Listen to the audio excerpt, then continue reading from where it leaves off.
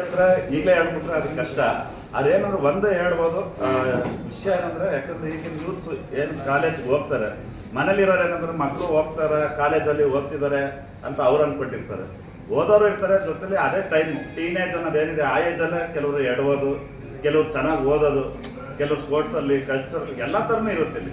So ಆ ಥರದವರಿಗೆ ನಮ್ಗೆ ಯಾವಾಗಲೂ ಬೆಂಬಲ ಇರುತ್ತೆ. ಯಾರು ಚೆನ್ನಾಗಿ ಓದ್ತಾರೆ, ಇದು ಸ್ಪೋರ್ಟ್ಸಲ್ಲಿ ಆಗಿರ್ಬೋದು, ಕಲ್ಚರಲ್ ಇವೆಂಟ್ಸಲ್ಲ ಯಾರು ಚೆನ್ನಾಗಿರ್ತಾರೆ ಅವ್ರಿಗೆಲ್ಲರಿಗೂ ಪ್ರೋತ್ಸಾಹ ಇರುತ್ತೆ. ಆದರೆ ಹಾಳಾದವ್ರಿಗೆ ಏನಿರುತ್ತೆ, ಹಾಳಾದವ್ರಿಗೆ ಒಂದಷ್ಟು ವಿಷಯಗಳು ಹೇಳ್ಬೇಕಲ್ಲ.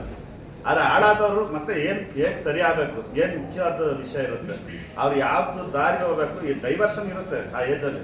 ಆ ಡೈವರ್ಷನ್ ಎಲ್ಲ ಕಟ್ ಮಾಡಿ ಸರಿಯಾದ ಪಾತ್ರದಲ್ಲಿ ಹೋಗ್ಬೇಕು ಅನ್ನೋದೇ ಈ ಸಿನಿಮಾ.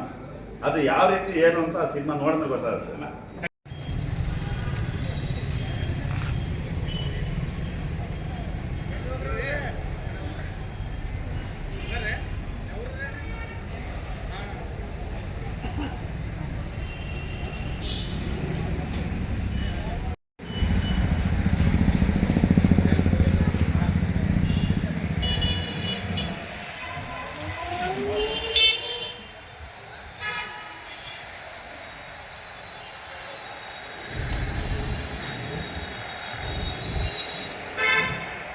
ಕಲಾವಿದರಿಗೆ ಬೆಲೆಗೆ ಸಿಗ್ತಾ ಇಲ್ಲ ಅಂತೇಳಿ.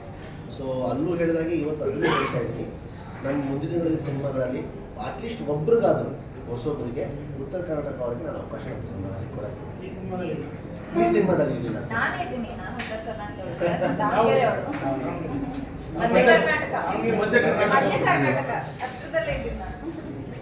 ನಮ್ಮ ಕಡೆ ಸಾಂಗ್ ಹಿಟ್ಟು ಫಸ್ಟ್ ನನಗೆ ನೀನು ಸಿಕ್ಕಾಪಟ್ಟೆ ಹಿಟ್ ಆಗಿತ್ತು.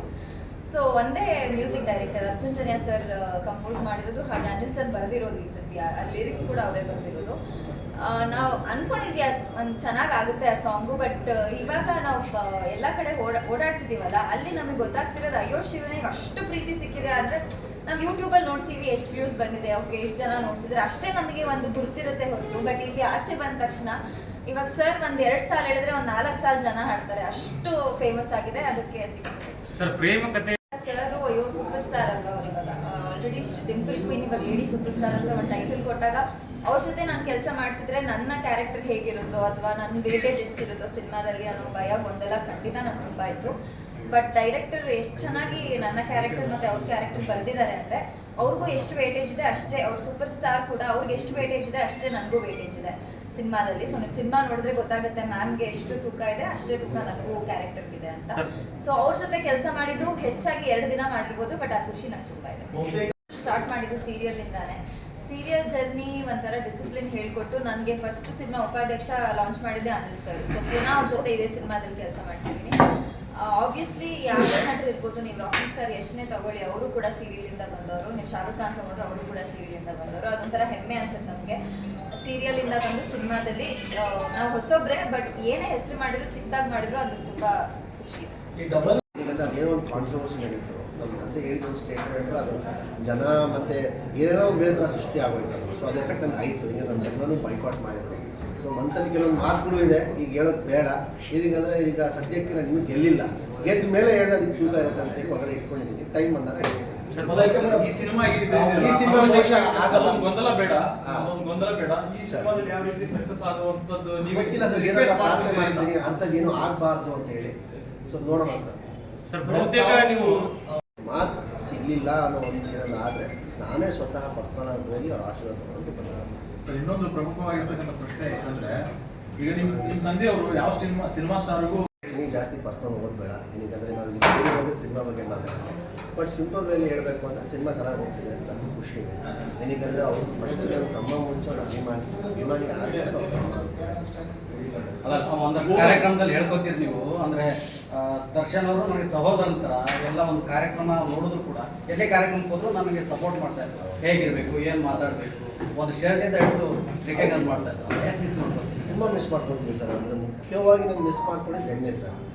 ನಮ್ಮದು ಧಾರವಾಡಲ್ಲಿ ಒಂದು ರಿಲೀಸ್ ಇವೆಂಟ್ ಮಾಡಿದ್ವಿ ನಾವು ಸಿನಿಮಾ. ಒಂದು 20 ದಿವಸ ಹಿಂದೆ ನಾವೆಲ್ಲ ಕಡೆ ಪ್ರಚಾರ ಮಾಡ್ತೀವಿ, ಇಡೀ ತಂಡ ಬರ್ತಾ ಇದ್ದೀವಿ, ಈ ಥರ ಒಂದು ಜಾಗೃತಿ ಅಂತೇಳಿ ನಾವೆಲ್ಲರೂ ಬನ್ನಿ ಅಂತೇಳಿ. ನಾನು ಸ್ವಲ್ಪ ನನಗೆ ಭಯ ಆಗೋಯ್ತು. ಯಾವ ಸೆಲೆಬ್ರಿಟಿನೂ ಇಲ್ಲ, ನಾವು ಯಾರು ಚೀಫ್ ಮಿನಿಸ್ಟರ್ ಕರೆದೂ ಇಲ್ಲ. ನನಗೆ ಎಷ್ಟಿದ್ರು ನಾವು ಹೊಸೊಬ್ಬರೇ, ನನಗೆ ಏನೇ ಎಷ್ಟೇ ಬ್ಯಾಕ್ಗ್ರೌಂಡ್ ಇದ್ರು ನಾನು ಎಷ್ಟಿದ್ರು ಸಿನಿಮಾ ಫೀಲ್ಡಿಗೆ ನಾನು ಹೊಸೊಬ್ಬ. ನನಗೆ ಏನು ಜನ ಸೇರಬೇಕು ಅನ್ನೋ ಒಂದು ಆಲೋಚನೆ ಇತ್ತು.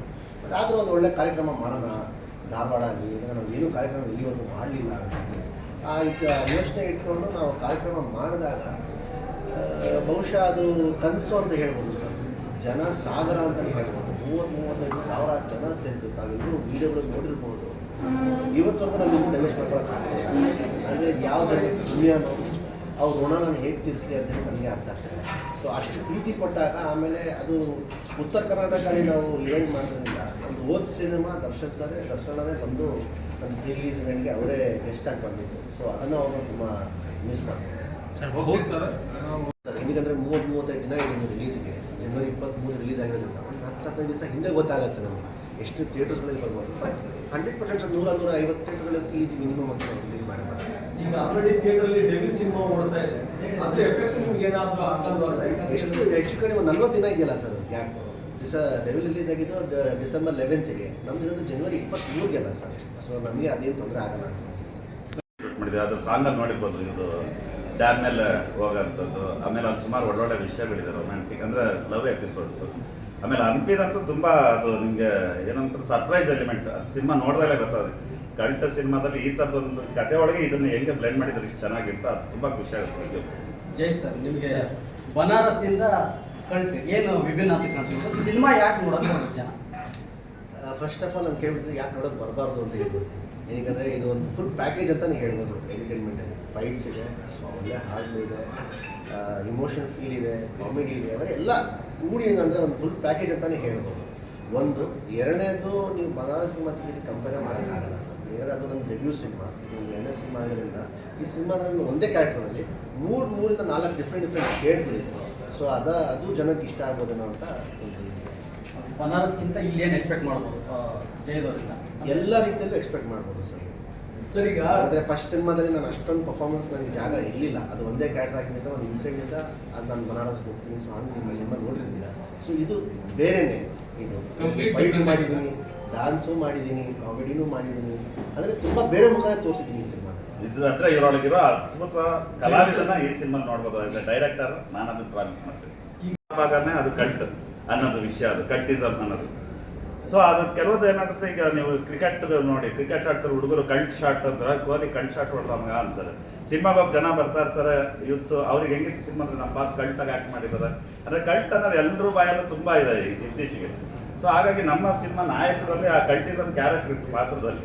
ಸೊ ಹಾಗಾಗಿ ಆ ಕಲ್ಟ್ ಆಗ್ತಿರುತ್ತೆ ಅಂತ ಇಟ್ವಿ. ಅದು ಚೆನ್ನಾಗಿ ರೀಚ್ ಆಗಿದೆ.